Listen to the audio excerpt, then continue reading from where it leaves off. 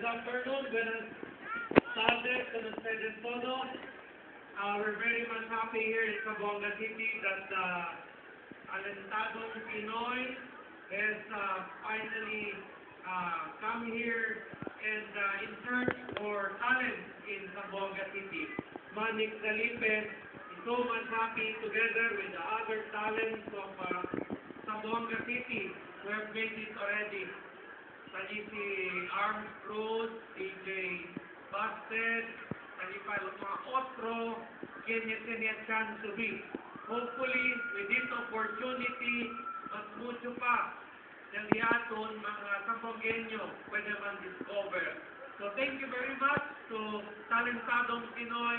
Hope this will not be the last time you will be here in Zamboanga City. Otra vez, Manik.